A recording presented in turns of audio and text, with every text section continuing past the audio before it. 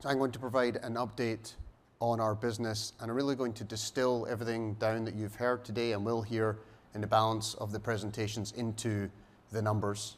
Take a look back at our achievements, financial performance over the last 12 months, and then go back and look at our performance over the last 5 years and show you how we've tracked against the plans that we laid out for you at our Investor Day in 2020. And yes, as you may recall, we did hold an in-person Investor Day in 2020.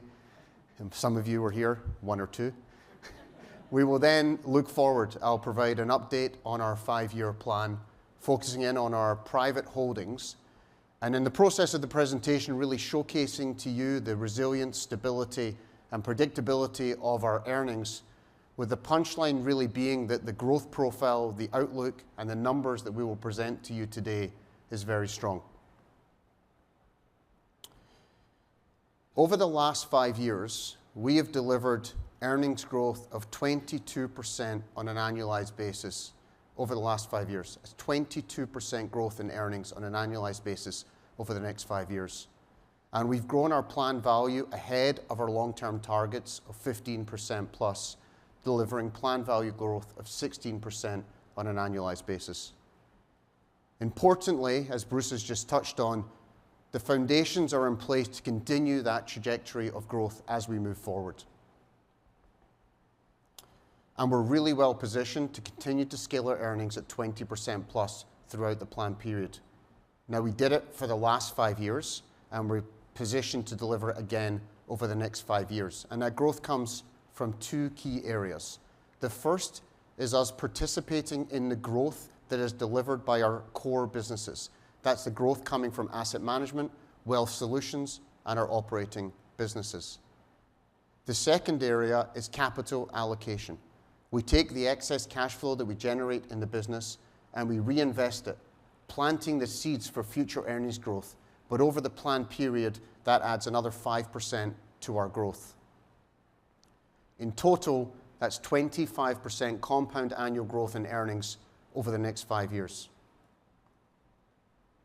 And this continues to be underpinned by a conservative balance sheet that's conservative in terms of our capitalization and maintaining high levels of liquidity, providing a platform for the franchise to deliver its evolution and its growth. And with our business philosophy firmly in place, the earnings growth that we're projecting, we expect to deliver a planned value per share growth on an annualized basis over the next 5 years, again ahead of our plans of 15%, delivering 16% growth, ending up at $210 a share in 5 years' time. So let's start with a review of the past. Last year when we were at Investor Day, global interest rates were peaking or had peaked and were starting to come down. And we identified tailwinds that would come about from that would impact our business. And the real punchline was investors around the world on the back of that change had started to change their investment posture. Investors were going from risk off to risk on. And that played out in 3 key ways, or we expected it to play out in 3 key ways. First, rates coming down combined with increased liquidity coming back to the capital markets, we expect would drive spreads down and lead to lower borrowing costs globally. Secondly, as investors look to move from the sidelines and put their capital to work, we expected an increase in transaction activity. And with increased liquidity and increased desire to invest, we expected higher valuations, higher multiples, and lower cap rates. And we saw that play out in our earnings. We raised over $95 billion of capital in the business. We deployed $135 billion into new investments. We executed $155 billion of financings. And importantly, and a real step change to the last few years, we monetized over $75 billion of assets. And you can see that in the earnings performance of our different businesses. Again, we delivered 21% growth in DE before realizations in the last 12 months, and that played through the different parts of our core businesses. Our asset management business increased its fee-related earnings by 18%. I touched on the last page that we raised over $95 billion of capital. But importantly, 75% of that came from complementary strategies, underlining the diversification that we've built in our asset management franchise. Our Wealth Solutions business delivered distributable earnings of $1.7 billion. But importantly, as we've scaled that business, we have maintained and sustained the return on equity in line with our long-term targets of 15% plus. And our operating businesses continue to benefit from strong operating fundamentals, with our renewable power and transition and infrastructure businesses growing their FFO by 13%. In our real estate business, we delivered $5 billion of monetizations from the balance sheet. And in our private equity, essential service, and cash flowing businesses, we grew EBITDA by 15%. In addition to that, we returned over $1.5 billion of capital to our shareholders. That was $500 million in regular dividends. But as we saw the disconnect between our view of planned value and where the shares were trading in the market, we opportunistically repurchased over $1 billion of shares, adding value to each remaining share. Our valuation methodology for the business remains unchanged. We apply the relevant valuation technique or approach to each of our businesses based on their sector, cash flow, their outlook, their growth profile. And the value of the sum of the parts, the total, is $161 billion today, net of debt, or $102 per share. And here you can see how that's broken out across our asset management, wealth solutions, and our operating businesses. That planned value has increased by 22% in just the last 12 months. That's $28 billion of value added in just 12 months. The contribution comes from across the business. We've had strong performance within asset management, participating in the growth of Brookfield Asset Management and its capitalization. But growth has also come from other parts of asset management, our wealth solutions, and our operating businesses. That planned value today, as the multiple applied against our last 12 months' earnings, is 27 times. But if we project out our plan, if we project out the earnings growth that we have for the business over the next 5 years and apply the valuation to an average of those next 5 years' earnings, the multiple drops to 16 times, underlining the growth profile that we have in the business. Now, 5 years ago at Investor Day, which many of you probably were watching on the screen, we set our targets to grow our DE before realizations to $4.8 billion. We targeted 19% growth. And we planned to grow our planned value to $100 a share. And we exceeded that. We didn't grow by 19%, we grew by 22%, taking DE before realizations to $5.3 billion. And we increased our planned value to $102 per share. This is very important. As we look back 5 years ago and look at the plans we set out, we surpassed them. And it's really important to keep a note as we think about the plan that we've set ourselves for the next 5 years. But better yet, as we've grown the business, we've also diversified our earning streams. Within each of our businesses, within asset management, within our operating businesses, they've diversified. But as you can see from 2023 onwards, the contribution of our wealth solutions business, that's us taking our excess capital, seeding it into the business to build new earnings drivers for the franchise. And you can start to see that come through our earnings, which provides a great platform as we look forward. And we achieved a total return target ahead of our 15% that we target, the growth in planned value of 16, the average dividend yield of 1, taking the total compound annual return based on planned value to 17% over the last 5 years. And as Bruce touched on, we've also delivered a really strong return to shareholders, 19% over the past 30 plus years, far in excess of comparable indices. But we still believe, despite the strong performance of our share price over the last 12 months, we still believe that the share price today offers a very attractive entry point to investors. If you think about the share price today against last 12-month earnings, it's an 18 times DE multiple. But again, if we do the same analysis of projecting that out against our projected earnings for the next 5 years, on an average basis, that multiple drops to just 10 times. So to say it again, we still believe today's share price offers a very, very attractive entry point for investors. So looking forward at the plan. Our value proposition, as I touched on at the beginning, it really is centered around 2 core themes. The first is our participation in the growth of our core businesses. The second is the value that we add by effectively allocating our excess cash flow and capital. And there are some key themes that we think are fueling the growth of the business. We've touched on some of them already, but just as a reminder, the increasing institutional and individual allocation to alternatives is driving growth across the franchise. The scaling of BWS as a core part of Brookfield and an increased integration into the business is going to allow us to sustain our growth for the long term. The generational investment opportunities for AI will be a foundational component of many of our products that we offer to clients and where we look to deploy capital.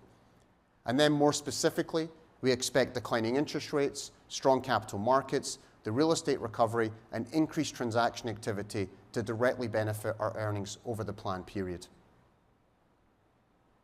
And this translates into a diversified earnings growth profile over the next 5 years, with many different parts of the business all contributing to that growth.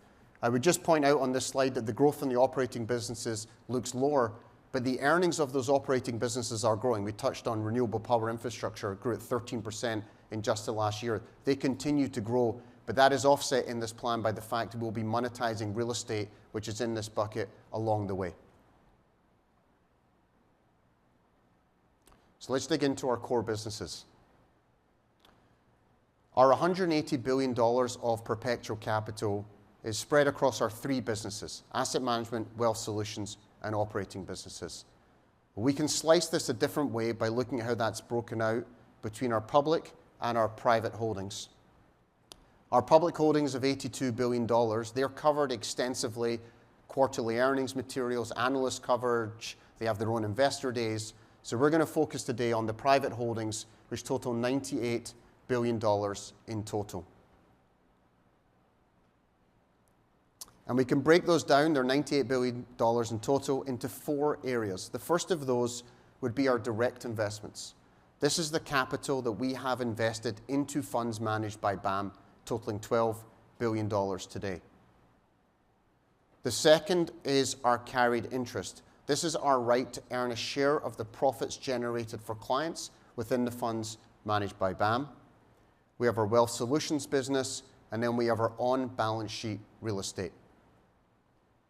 So if I take each of those in turn, and I start with our direct investments. The direct investments today total $12 billion. They're invested across a series of funds, but if you look at the target returns of these funds, on an average basis, those returns are in line with the long-term targets that we set for our capital, the 15% long-term target. And the funds are all performing in line with their target. What this means is our capital is compounding away at 15% plus, highly attractive investments for our balance sheet. If we project out our plan over the next 5 years, we expect to surface $5 billion of capital net of new investment from these investments over the next 5 years. And there's 2 combinations there. Obviously, it's from monetizations of assets and return of capital. And the second is, as we move through the plan period, we expect our share of the investments into these funds to actually reduce over time. As Sachin scales BWS and it increases its allocation to equity investments, we expect to share more of these fund investments with BWS moving forward. So again, $12 billion invested today, and we expect to surface $5 billion of capital on a net basis over the next 5 years. Now, turning to carried interest, and Hadley touched on this earlier, but I'm going to dig into it a bit more detail and do a bit of a refresher. But really, carry continues to be a material component of our value proposition, and we believe it is still underestimated. We earn our carry from 2 sources. The first of these we call our legacy funds. These are the funds that were raised before the separate listing of Brookfield Asset Management, i.e. funds that were raised before the end of 2022. For those funds, we earn 100% of the carried interest, 100%, but we also incur 100% of the costs. So this is a legacy, this is a cash flow stream from funds raised before 2023 that will run off to 0 over time, and in that time, we will earn a combined margin of 65%. The second stream is what we call the royalty. This is against funds raised from the start of 2023 onwards, where we have a perpetual right to earn 33% of the carry, and we incur zero costs. This is effectively a perpetual royalty at a 100% margin. Now, how that carry makes its way into income is also worth refreshing. We follow a European model for the waterfall as how it comes into income. That means we realize carry on a fund-by-fund basis, which is different to an American waterfall, which realizes carry on an investment-by-investment basis. We follow the life cycle set out on the page. First, we invest the capital of a fund. We then sell assets and return all of that capital to our clients. We work our way through the preferred return across the entire fund. And once that preferred return has been delivered, we start to realize carry on every incremental dollar.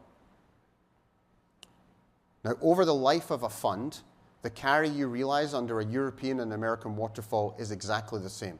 But under our approach, that recognition is deferred to later in the life of the fund. This approach ensures strong alignment of interest with our clients. We do not realize any carry until the risk of clawback is very remote. It de-risks future carry recognition, and if you think about how you work through that waterfall, it also dramatically increases your line of sight to carry as you work through the process. And we believe that our carried interest is now very much at an inflection point. The scale, diversification, and number of the funds that we have right now is increasing dramatically the carry potential to Brookfield Corporation. Second, transaction activity, as you've seen in our results and recent achievements, has dramatically increased. That means we're returning more capital to our clients, which is going to result in larger, more stable, and consistent stream of carried interest coming in cash and into income for the corporation. To put that into numbers, over the next 10 years, we expect the net realized carried interest to Brookfield Corporation to be $25 billion. It was just $4 billion for the last 10 years. We expect to be $25 billion in the next 10 years. If we narrow that time frame down even more to just the next 3 years, it's $6 billion of net realized carried interest that we expect to realize in cash and into income over that period. But to think about the line of sight we have to that $6 billion, two-thirds of the carry, two-thirds of the $6 billion will come from 7 funds, just 7 funds that have a proven track record and on aggregate have already returned 90% of their capital. So it's that increased line of sight that's giving us the confidence in our ability to recognize this carry into income over the plan period. And as I mentioned, the carry potential of the organization is increasing significantly. If you think about the plans that were laid out by Connor and Hadley in their presentation, carry eligible capital is scaling to $575 billion over the next 5 years. As we execute our plans, buy for value, and create value in our investments, annual generated carried interest is scaling to $7 billion 5 years from now. And realized carried interest is increasing up to $6 billion on a gross basis. Now, if you look at the plan 5 years from now, you can see the gap between the gross and the net is widening out. What that is in practice is those legacy funds running off and the royalty funds starting to be the more meaningful contributor to carried interest for the corporation in the future, but still generating meaningful amounts of cash to the corporation as we move forward. Now, we value this carried interest today at $34 billion. The valuation approach we have there is consistent with how we've shown it in the past. It's taking the target carried interest net, which is the carry compounding for us every day, the returns that we have against the carry eligible capital, is $2.7 billion of annual net target carry today at a 10 times multiple is a planned value of $27 billion. If we add on the accumulated unrealized carry, that is the amount that if we sold everything today at the current marks is what we would realize into income. Add that to the 27 and we have a value of $34 billion. Now, we've tried to come at this a slightly different way. to validate the $34 billion, we've also run a DCF. And we've broken the DCF into 3 lines. We've done an MPV of the legacy funds, running out the cash flow that we expect to receive from those funds that are running off and discounted it back to today. We've done an MPV of the royalty cash flow stream, running out the royalty over the next 10 years and discounting it back.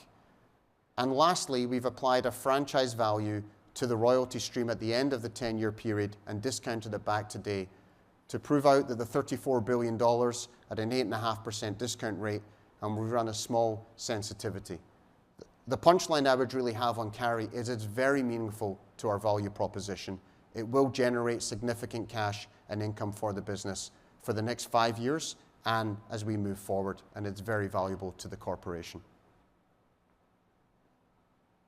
If I pull all of that together and look at the overall growth profile that we have from the asset management business, distributable earnings from BAM, that is just our share of the growth of Brookfield Asset Management, 18% CAGR.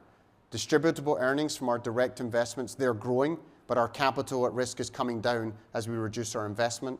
And then the benefit and the realization of carried interest into income culminates in a 20% compound annual growth rate from our asset management business over the next 5 years.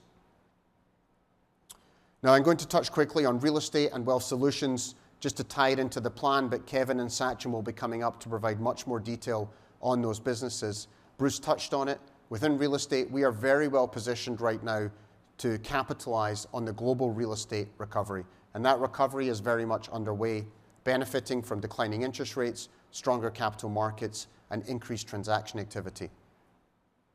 Fundamentally and importantly, the operating metrics of real estate are also improving significantly.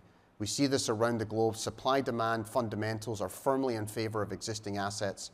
And with the quality of the portfolio that we have, the deep operating capabilities that we have, we feel we're really well positioned to deliver meaningful growth from our real estate business. So what do we have to do over the next 5 years? We just have to execute. Right? We've laid all the foundations, and as the markets improve, as the liquidity gets there, we need to refinance, and as transaction activity picks up, if we have assets that we want to monetize, we have to monetize, and we have to execute. Now, these tailwinds are going to play out in 2 key ways for the business. Stating the obvious, they're going to drive NOI and FFO growth, and they're going to facilitate the sale of assets. And if we are successful in executing these plans, we have the ability and the potential to generate up to $24 billion of cash on a gross basis as we execute the plan. In our real estate presentation from Kevin, you'll see the breakdown of the allocation of that cash. In all likelihood, with that cash that comes in, some of that will be reinvested back into the business to pay off debt, but only to pay off debt in line with the reduction of the asset base if we're selling. And if we execute that and play it through, the planned value 5 years from now will be $15 billion, generating $640 million of earnings. Again, the real estate recovery is underway, and it's poised to deliver significant cash flow to our business. The Wealth Solutions business is scaling significantly, and it's scaling as a sustainable investment-led business. We've been focused since its inception on executing our growth plans. We've built leading origination platforms in the US, in Canada, in the UK now, and focused on expanding further into Asia. As we've done this, we have maintained our discipline. This is a business whose growth has been led by the investment opportunity set that we see, not by inflows. And in doing that, we've been able to sustain our 15% plus target returns on equity. And importantly, we've been scaling without sacrificing the risk profile of overall Brookfield. If we can execute our plan for the business, we will scale insurance assets to $350 billion at the end of the plan period, more than doubling our earnings.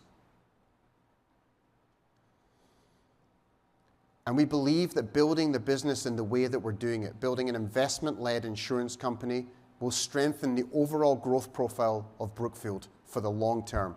It drives long-term alignment, and it will drive long-term value creation. How that will play out in practice is we expect to see deeper integration and utilization of the Brookfield balance sheet to help scale the Wealth Solutions business. We expect that growth to have significant benefits for the Brookfield ecosystem. as BWS grows, it's going to offer more and more attractive opportunities for the corporation to invest capital at attractive returns. It's going to provide growth for Brookfield Asset Management. And at the same time, the Wealth Solutions business benefits from the deep investing and operating capabilities that BAM has to offer, and it benefits from the capital that the corporation can provide it to achieve that growth. And importantly, with a business that's funded by our own balance sheet with our own capital, where we're focused on downside protection and where we have proven track record of returns, we create a very strong alignment of interest with the policyholders. And as I said, we believe all of this can be achieved without changing the risk profile of our business. As I said, we believe we can more than double the earnings of the business over the next 5 years, taking earnings to $5.5 billion. We provided a range of valuation multiple 5 years from now. We use 15 times today, given the growth profile that we have. We used 12 last year, but we actually believe now that we can sustain this growth for the long term. So we're showing 12 to 15. In our plans, we're being more conservative and just adopting the 12. But importantly, again, you can see that there's tremendous growth ahead of this business. The second key component of our value proposition is our capital allocation. And we have followed a disciplined, centralized framework to capital allocation. And this is an approach that has been methodically developed and built and followed over many years. Our businesses every day are executing their plans. We own highly cash-generative businesses. They're generating cash every day. They are focused on their singular sector, singular industry. Our approach in Brookfield has always been to take that cash flow and move it up the chain to places where we have a broader perspective on capital allocation, where we can move the capital to where we see the best opportunity for deployment and the best returns at any point in time. And it's that centralized approach to capital allocation, and it's that flexibility that we believe is one of our greatest strengths. The focus areas, once we have moved the cash up to the corporation and where we have that broader lens, we're focused on 4 key areas for capital allocation. The first of those is to support the growth and to invest alongside our core businesses. The second is to invest in strategic transactions. If you think back to the last 5 years, the acquisition or the investment in Oaktree and the scaling of BWS would be transformative investments that we've done. But we also make smaller investments, investing into smaller businesses where we think having risk or exposure will give us learnings that will be for the betterment of the overall franchise. And we continue to allocate small amounts of capital to these areas. We retain ample liquidity to defend against downside risk. If you think about just the last 5 years and the cycles that we've been through in the capital markets, retaining ample levels of liquidity ensures that at no point in a cycle are we ever forced to do anything that is value destructive at the worst point in time. After we've covered off those bases, we are left with capital to return to shareholders. And as you know, we look to do that opportunistically, predominantly through buybacks. Over the past 5 years, we have reinvested $31 billion of capital across our businesses. And I want to double click on a couple of areas just to showcase the value that's added to the franchise. We've invested $12 billion of our capital to scale BWS, investing $12 billion to acquire companies at discounts to book value, where we've realized expense synergies, we've grown the annuity base, we've invested the float at much higher returns, and in doing so, we've turned that $12 billion into a business that we believe should be valued at $26 billion today. But importantly, against that $12 billion of capital, we're now generating $300 million today of fees to BAM, which will scale significantly over the next 5 years. And net of those fees, we're generating $1.7 billion of annual cash flow for the business, which again is going to scale over the next 5 years. So again, retaining that capital and reinvesting it back into the business has added significant cash flow and value to shareholders. Secondly, over just the past 2 years, we have repurchased $2 billion of our own shares in the open market. As we've seen the disconnect between value and price, we've repurchased shares at an average price of $44 a share, adding $2 a share of value to each remaining share. Now, looking forward over the planned period, we expect to generate $53 billion of free cash flow over the next 5 years. We've shown an illustrative allocation of that cash here today. We're paying the dividends. We have assumed the retention of earnings within Wealth Solutions to support their growth. That is assumed, but it's not committed, and it will only be committed if the business can sustain its returns on equity. And even doing that, we would still have $25 billion of free cash flow available to either be reinvested or returned to shareholders. So bringing it all together and providing the update to the 5-year plan, we are set up to deliver a 17% growth in our annualized DE before carried interest and before the impact of reinvestment over the next 5 years. That grows to 25% when you factor in the impact of realized carried interest and capital allocation. And you can see that that growth comes from a diversified earning stream across the franchise. In graphs, that takes our DE before realizations and capital allocation to $6.90 5 years from now, and total DE to $10.40 at the end of the plan period. And the plan value is actually growing in line with what we've delivered in the last 5 years, a 16% compound annual growth rate to $210 a share. And we believe with the foundations that we have in place with the business today, we are really only just getting started. So the key takeaways I want you to have today from the presentation and everything you're going to hear from us today is that we are really well set up today to continue the trajectory of our earnings. Again, we grew at 20% plus over the last 5 years, and we expect to repeat that in the next 5 years. This continues to be underpinned by our conservative capitalization and high levels of liquidity.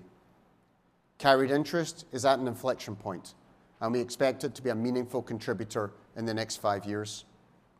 BWS, as an investment-led insurance company, is positioned to enhance our capital efficiency and ensure that we can sustain the long-term growth trajectory of the business. And in conclusion, we're better positioned today than we've ever been to deliver 15% plus returns to our shareholders. So I would ask that you stay tuned as we move forward, and I'll now hand over to Kevin to walk you through the real estate business.